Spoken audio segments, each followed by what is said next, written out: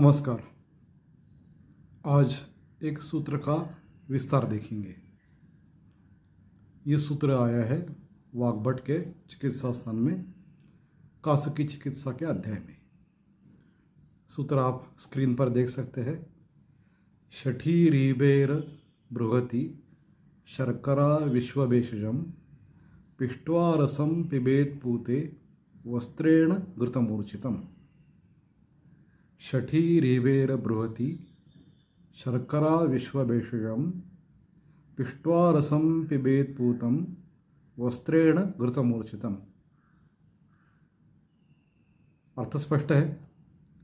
शठी, रिबेर, बृहति, शर्करा, विश्वभेषज, इन सबको इकट्ठा करें। उनका चूर्ण लेना है स्वाभाविक। उसमें अब ये हेमाद्री ऐसा बताते हैं कि ये फांट कल्पना है, तो चतुर्गुण पानी उसमें मिलाना है। तो फांट की कल्पना से जो फांट का विधि बताया है उस विधि से ये सब कल्प बनाना है, और उसके बाद बनाने के बाद उसमें घृत की मूर्छना करनी है।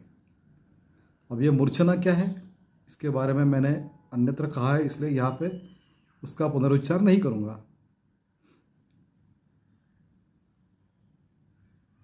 तो ये सीधा साधा अर्थ है कि ये दे दे। अब जरा इसका स्पष्टीकरण करने के लिए, जैसे मैंने पहले भी बताया था, कि अधिकरण संगति देख लेते हैं। तो पहले ये वाग्भट में आया है, वाग्भट के चिकित्सा स्थान में आया है सूत्र, चिकित्सा स्थान में भी कास चिकित्सा में आया है। ये उसका सामान्य अधिकरण हो गया। अब विशेष देखते हैं। पहला जो अधिकरण कास चिकित्सा का शुरू होता है उसमें केवला नीलजम कासम से चिकित्सा शुरू होती है। वो श्लोक क्रमांक 1 से श्लोक क्रमांक 25 तक। 25 से लेकर पित्तकास की चिकित्सा शुरू होती है। श्लोक क्रमांक 25 से पित्तकास की चिकित्सा शुरू हो जाती है। उसमें सकफे पित्तजे का से वमन दिया जाए, ये पहला टप्पा है। और उसके बाद विरेचन का उपदेश है। तो तनुकफ अगर हो तो विरेचन कैसे दिया जाए इसका उल्लेख है, और अगर घन कफ हो तो विरेचन कैसे दिया जाए इसका भी उल्लेख है। तो अधिकरण की चर्चा कर रहे थे। पहले तो हमने देख लिया वाग्भट में है, चिकित्सा स्थान में है, कास चिकित्सा में है, ये सामान्य अधिकरण हो गया। उसके बाद पहले जो अनुक्रम से शुरू हो गया वो केवल अनिलज कास और उसकी बारीकियाँ समझाई गई। उसके बाद श्लोक क्रमांक 24 तक और 25 से आगे पित्तकास की चिकित्सा शुरू होती है। पित्तकास के बारे में पहले कहा गया है कि वमन दी जाए, उसके बाद विरेचन, यहाँ तक हम लोग आ गए। ये अधिकरण संगति पहले हमने देख ली। अब विरेचन के बाद जो विधि है बताया है, उस विधि में अलग अलग लेह के बाद, पहले तो लेह बताया है, उसके बाद ये पानक कल्पना है। ये जो है ये पानक कल्पना है, फांट है लेकिन ये पानक कल्पना ही है ज़्यादा। तो ये अपना एक अधिकरण संगति उसकी पूरी हो गई। पुनरुच्चार करना जरूरी है वाग्भट। ये ऐसा होता है ना कि जब भी हम किसी सूत्र देखते हैं तब ये हमें महसूस होना चाहिए कि ये सूत्र स्टैंड अलोन जिसे कहते हैं ना आईटी की परिभाषा में, ये स्टैंड अलोन नहीं है। ग्रंथों का हर एक सूत्र वर्चुअली हर एक दूसरे सूत्र से कहीं ना कहीं कैसे ना कैसे जोड़ा है। वो एक वर्चुअल जोड़ है, वो प्रात्यक्षिक जोड़ है, ऐसी बात नहीं है जो हम परिभाषा इस्तेमाल करते हैं वर्ल्ड वाइड वेब। वैसे हर एक सूत्र किसी न किसी नाते से एक दूसरे से जुड़ा हुआ है। तो इसलिए पहले ये अधिकरण की संगति ध्यान में लेना जरूरी होती है। तो पहले हमने एक ग्रंथ देख लिया, उसका स्थान देख लिया, अध्याय देख लिया, और अभी अध्याय की बारीकियां हम लोग देख रहे हैं। उसमें हमने देखा कि पित्तकाश में पहले तो वमन दिया जाए, वमन के बाद विरेचन। तनुकफा हो तो अलग औषधि है, घनकफा हो तो अलग औषधि है। और उसके बाद वमन और विरेचन के बाद लेह की कल्पना प्रयुक्त की हुई है, जिसमें ये एक पानक की कल्पना आई हुई है। तो ये जो श्लोक है वो सूचित करता है कि यह एक पानक है, और पित्तकाश में विरेचन के बाद ये इसका इस्तेमाल युक्ति से हमें करना है। ये इतनी भूमिका स्पष्ट हो गई। अब इसका विधि ज़्यादा बताने की ज़रूरत नहीं है। ये चूर्ण लेने हैं, उसमें 4 गुना पानी मिलाना है, ठंडा होने के बाद उसमें थोड़ा, नहीं तो उसमें घृत ही मिलाना है तो गरम थोड़ा भी मिला सकते हैं उसको। उसमें बताया गया है कि वस्त्रेण पूतम, तो वस्त्रपूत करने के बाद उसमें घृता मिलाना है, तो थोड़ा गर्म भी चलेगा। घृता ही मिलाना है तो पित्त में अच्छा ही रहेगा, लेकिन उसके बाद नहीं गर्म करना है। एक बार वस्त्रपूत कर लिया उसके बाद नहीं गर्म करना है, गरम गरम ही थोड़ा सा फांटे ही करना है, और उसके बाद घृता मिला के उसमें पीना है। अब एक तो आ गई चर्चा कि इसकी मात्रा कितनी होनी चाहिए। तो स्वाभाविक है, पानक है, फांट है, तो फांट की जितनी स्वाभाविक मात्रा है उतनी चाहिए। लेकिन कब? जब पित्तकाश की चिकित्सा चल रही हो तब 1 टाइम डोज फांट की मात्रा में हुआ। लेकिन ऐसा दिन में 2 बार 3 बार भी प्रयुक्त हो सकता है। यह हुई एक पहली बात। दूसरी बात, ये जो है ये आहार औषध है। अब इसमें एक मैं श्रृंखला करने वाला हूँ, तो ऐसा समझ लीजिए कि यही पहला भाग है उसका। देखिए, चिकित्सा में अगर हम ज़रा थोड़ा, उपशय और चिकित्सा अलग है, फिर भी उपशय की व्याख्या अगर हम देखें तो उसमें आहार और औषध का जिससे अच्छा लगता है ऐसी योजना, इसको उपशय बोला है। औषधान्न विहाराणाम उपयोग सुखावह विद्याद उपशमम व्याधि। तो औषध, अन्न और विहार का सुखावह उपयोग का मतलब उपशय। अब उपशय और चिकित्सा में क्या अंतर है, कभी बाद में चर्चा करेंगे इसकी। लेकिन वही जो त्रिपुटी है वही मैं यहाँ पे ले रहा हूँ। मतलब आहार का भी इस्तेमाल होता है चिकित्सा में, विहार का भी, और औषधि का। अब इसमें अंतर है कि आहारो रस प्रधान आधा आहार और वीर्य प्रधानम औषधम। रस प्रधानम आहार, वीर्य प्रधानम औषधम। तो पहले तो चिकित्सा कर ली, यहाँ पे वमन विरेचन दे दिया, एक स्थूल दोष निकाल लिया, तो अग्नि पर परिणाम हो जाता है। तब उस पर आगे अगर वीर्य प्रधान औषध दे दे तो गड़बड़ हो जाएगी। इसलिए आहार की मात्रा भी दे नहीं सकते क्योंकि अग्नि पर परिणाम हुआ है। तो ऐसी अवस्था में आहार और औषध ऐसा प्रयुक्त होता है। ऐसा एक बड़ा वर्ग है, अगर आप ढूंढे, एक पे पूरी में अलग श्रृंखला ही में करने जा रहा हूँ, लेकिन आपको ऐसे बहुत सारे कल्प मिलेंगे जिसमें आहार द्रव्य भी है और औषधि द्रव्य भी है। इसका बड़ा ही पर्याप्त उदाहरण है सीतोपलादी चूर्ण, जिसमें 4 तो दवाई जो है वो वीर्य प्रधान औषध है, और सबसे ज़्यादा है खंड शर्करा, वो रस प्रधान है, लेकिन उसकी मात्रा सबसे ज़्यादा है। तो ऐसे वर्ग को मैं कहता हूँ आहार औषध वर्ग। आहार औषध वर्ग। तो ये क्या है, ये जो पानक दिया है वो एक आहार औषध है। अब इसकी ज़रूरत क्यों पड़ती है? तो एक तो कारण मैंने बता दिया कि वीर्य प्रधान औषधियों का प्रयोग होने के बाद प्राकृत दोषों की स्थापना करने के लिए आहार की योजना करनी जरूरी होती है, किंतु पूरी तरह आहार भी शुरू नहीं कर सकते।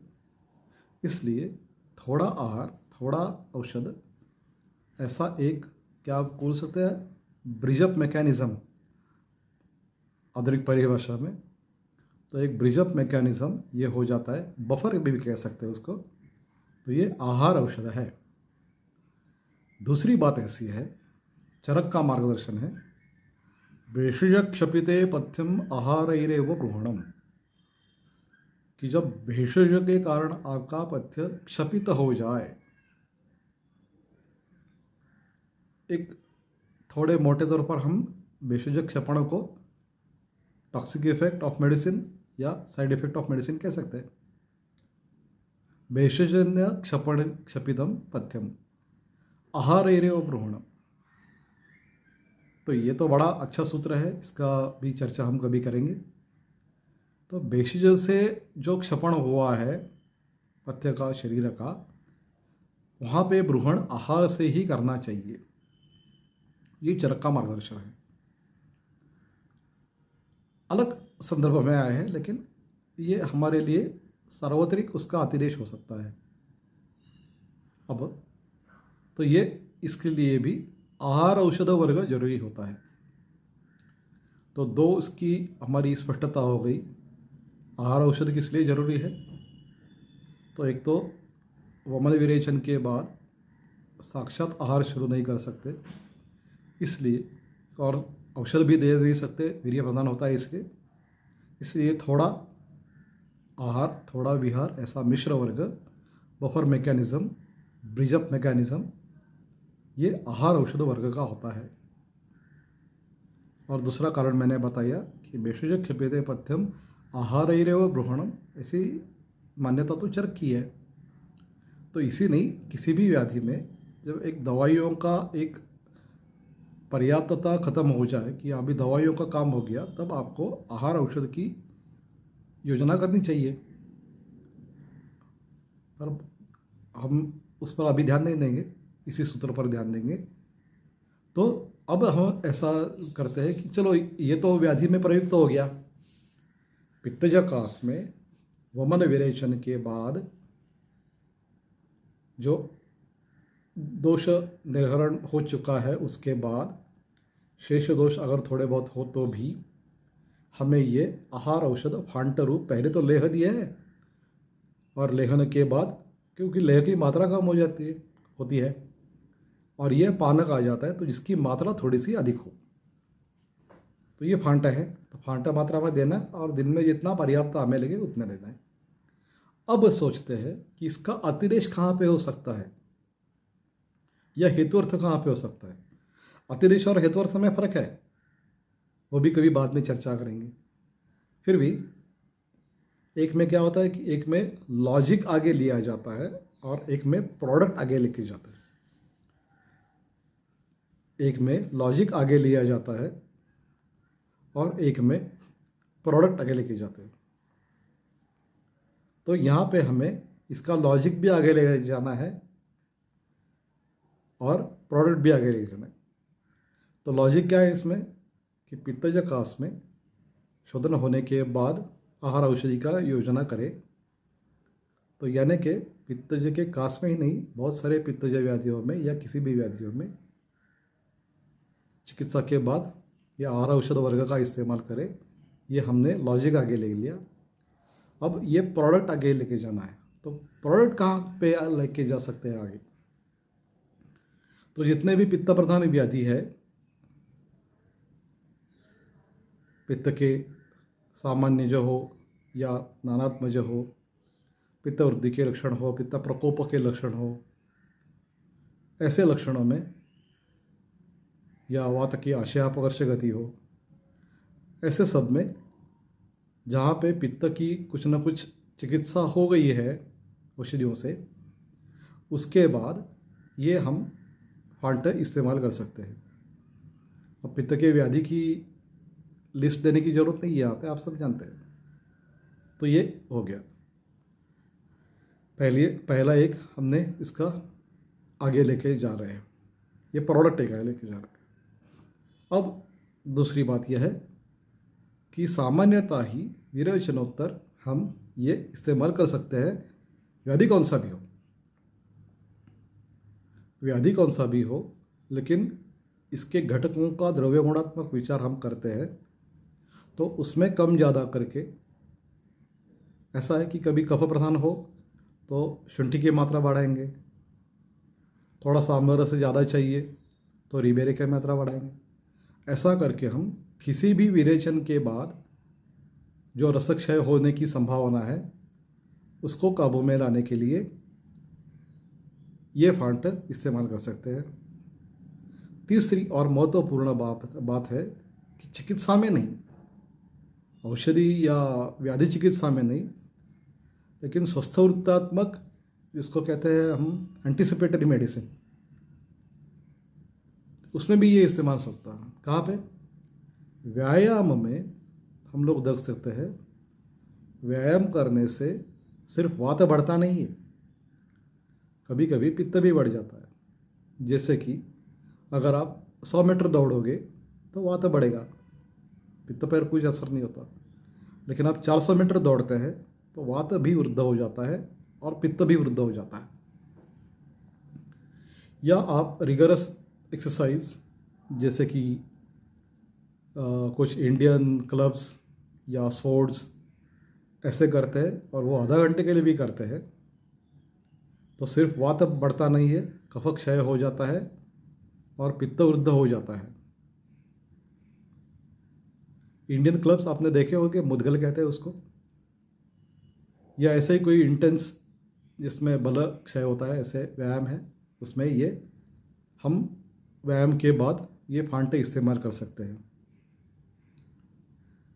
ये दूसरी बात हो गई कि दो में तो हमने व्याधियों में चिकित्सा में प्रयोग कर लिया प्रयोग, लेकिन व्याधि नहीं है फिर भी व्यायाम से जहाँ पे पित्त वृद्ध होने की संभावना है, ऐसे व्यायामों में सीधे सूर्य नमस्कार हो 12-20 तक तो ठीक है, लेकिन आपकी सूर्य नमस्कार की संख्या जब 108 हो जाती है तब सिर्फ वात बढ़ता नहीं है, कफ क्षय और पित्त वृद्ध भी हो जाता है। तो यहाँ पे ये फांट अपना व्यायाम होने के बाद ये जो वातवृद्ध कफ क्षय और पित्त वृद्ध हो गया है उसको काबू करने के लिए ये फांट बहुत ही उचित है। तो संक्षेप में हमने क्या देख लिया कि ये सूत्र है, इसकी संगति देख ली, उस व्याधि के चिकित्सा में उसकी पर्याप्त अवस्था देख ली, समुचित अवस्था देख ली, और यही एक तर्क तथा यही एक घटक इस्तेमाल करके हम कहाँ कहाँ इस्तेमाल बाकी जगह कर सकते हैं ये भी देख लिया।